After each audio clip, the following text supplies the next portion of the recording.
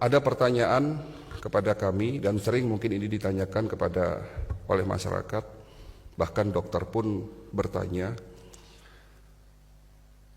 apa benar jika seseorang minum obat herbal dapat merusak ginjal? Kan sering kita tanyakan seperti itu. Lalu dari kubu pengobatan tradisional pun mengatakan atau bertanya hal yang sama. Apakah benar ya seseorang yang minum obat kimia juga dapat mengganggu atau merusak ginjal dan liver? Jadi kalau obat kimia bisa merusak ginjal, liver, bisa tidak? Apakah obat herbal juga begitu, dapat merusak ginjal dan liver, bisa tidak? Kembali lagi jawabannya adalah bisa ataupun tidak. Bisa merusak ginjal atau liver, di mana kalau obat kimia itu diminum tidak sesuai dengan dosis yang dianjurkan dokter. Bapak Ibu tidak usah khawatir, obat kimia itu tentunya sudah melalui proses yang panjang dalam pembuatannya, melalui uji klinis, riset yang begitu panjang. Bahkan ada beberapa obat-obat kimia seperti amlodipin ya, itu justru dapat mempertahankan fungsi dari ginjal itu sendiri. Jadi nggak usah khawatir. Terus lagi ada pertanyaan, gimana dengan obat-obat herbal tradisional?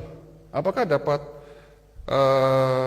merusak ginjal? Kembali lagi jawabannya bisa iya, bisa tidak.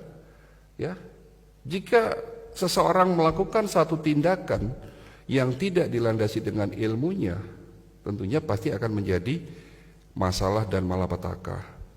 Ya, jadi kalau minum herbal itu tentunya harus dilandasi dengan ilmunya. Nah, perlu saya sampaikan kembali di sini, herbal di luar sana itu dibagi 3, Pak.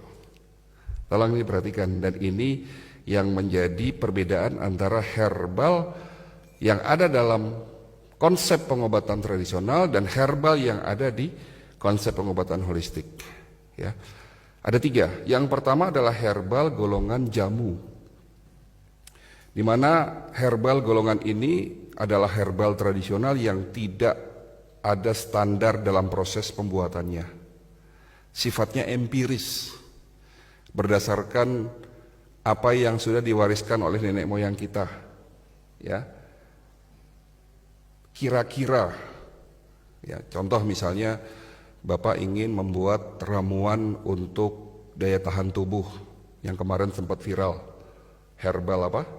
Empon-empon, ya toh, dengan berbagai macam jenis tanaman, mulai dari rimpang, ya, sampai beberapa tanaman-tanaman lainnya, direbus. Pertanyaannya, berapa jumlahnya, bagaimana cara membuatnya, dan dosisnya berapa banyak?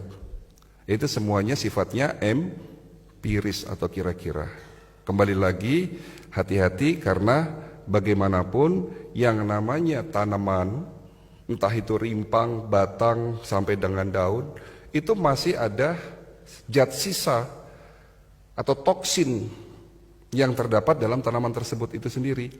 Apalagi kalau tanaman-tanaman tersebut ditanam di tempat yang tanahnya sudah tercemar oleh logam berat. Sebagai salah satu contoh,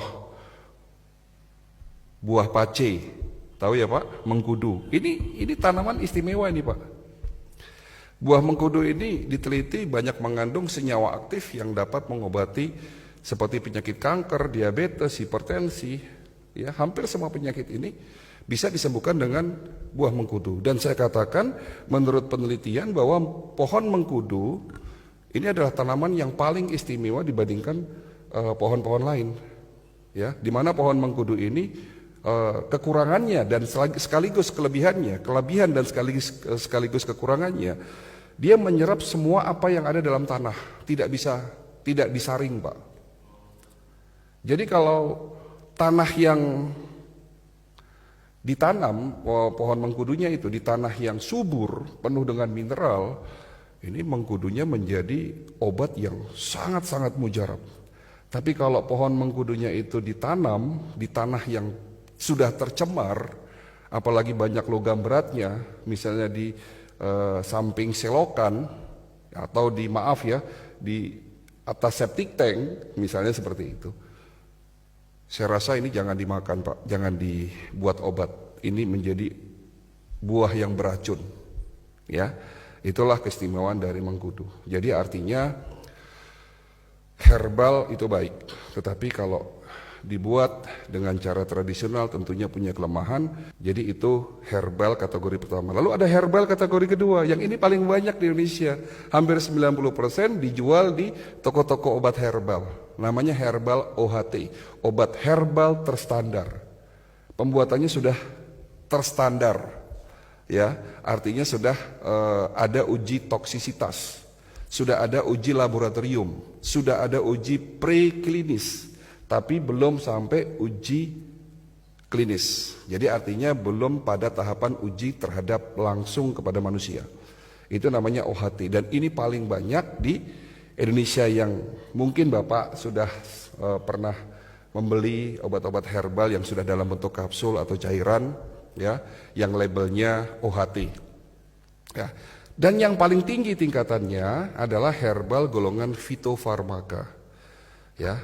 Dan herbal golongan fitofarmaka ini selain memang sudah ada uji klinis, tetapi dibuat dengan high teknologi.